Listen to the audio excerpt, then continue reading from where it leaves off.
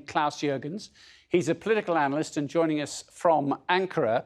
This important new relationship there, whereby Sweden and Turkey are going to have various strands in their relationship in order to allow this membership of NATO. Do you think that can work, and do you think that'll be just a matter of months before it's all in place? Well, thanks for having me. I do think actually it was the right decision before my modest insight. Now, it is a very tense time for NATO.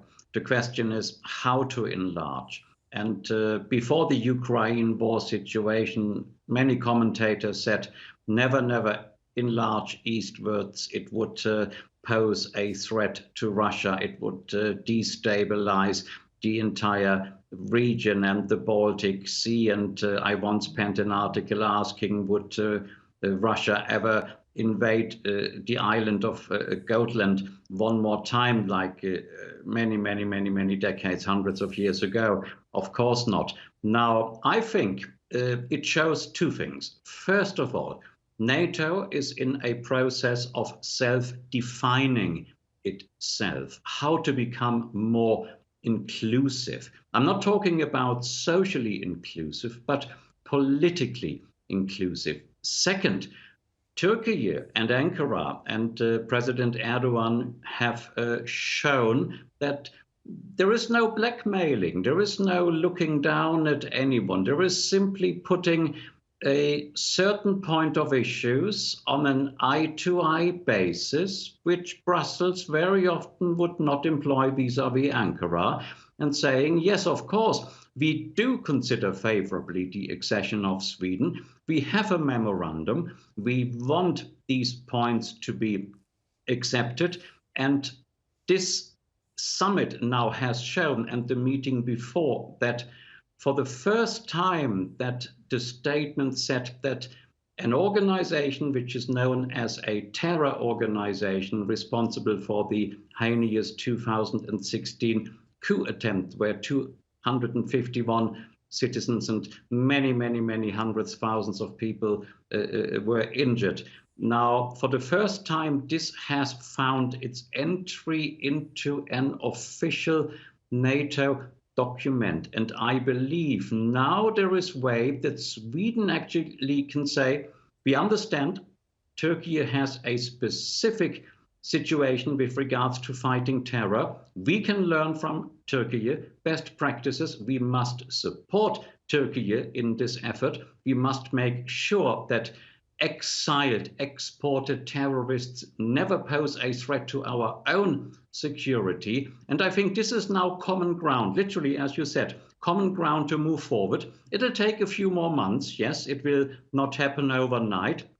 I would, with all my modest insight, say the Turkish Grand National Assembly will ratify the Swedish accession to NATO protocol. And I am by now much more optimistic, as I wrote and spoke about some months ago, that a new government in Sweden might actually understand Turkey's concerns. You don't want foreign terrorists on your soil pretending to be human rights advocates, which they are not. And I think this is a step forward. Much work to be done. If I have one more minute, I would like to come back to the EU accession dimension. I think President Erdogan was absolutely right. Sweden on the way to joining NATO, Turkey a leading NATO member, Sweden to become a leading NATO member. What else is at stake? The European Union. Which way forward to the European Union?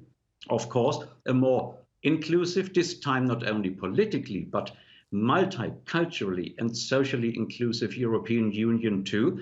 And which country would be better suited with all its human rights, international achievements, history, Sweden to push the European Union to help Turkey to achieve this. And no, I'm very seldom optimistic, but since yesterday I am much more optimistic, if I may. Okay, can I ask you one further thing? And that is the remarkable thing about the country of Turkey diplomatically, as has been proven over the conflict in Ukraine, is its ability to have relations with the West, but also towards the East, and in particular to Putin's Russia. Now, as Turkey becomes a more important, significant member of NATO and potentially becomes a member of the EU, will that ability to have a relationship with Russia diminish, do you think? No, not at all. I would actually argue to the contrary, if I may, dear colleague. Moscow and Russia, I mentioned the EU searching. If there is one international actor definitely involved and engaged in searching and coming to terms with what grave, heinous mistakes it made recently, it is actually Moscow and Vladimir Putin's Russia. I think a strong Turkey in the region, a strong Turkey as a mediator for peace, a strong Turkey in the European Union. It would not make, in any sense, Turkey open for blackmail by Moscow. Of course not. But it would create a level playing field where even Moscow would understand Turkey is no longer the kid. And then I'm very, very discreet with my wordings, because I mentioned this on our channel a few weeks ago. I don't want to talk about children's playgrounds here, but by saying Turkey is no longer the kid of the West, I want to say it is no longer the kid of anyone's. It is a grown-up, 360 degrees foreign policy nation. It is independent but fully anchored in modern international values, including humanitarian efforts, human rights and democracy 2.0. But it has its right to look east, west, north, south. And I think Moscow will appreciate this.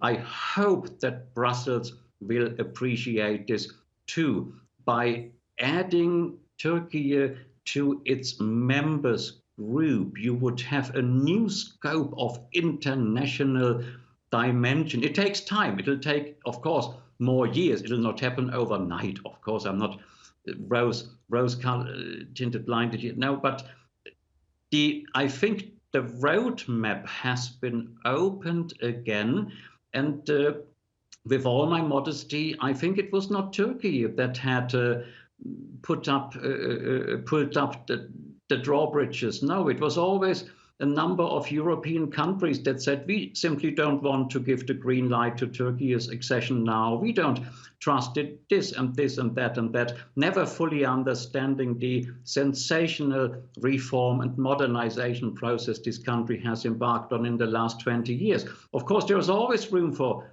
being better, room to maneuver, as my dear colleague Professor Tarek mentioned before. Of course, democracy is a work in progress. Democracy in Turkey is a work in progress, but it is in progress.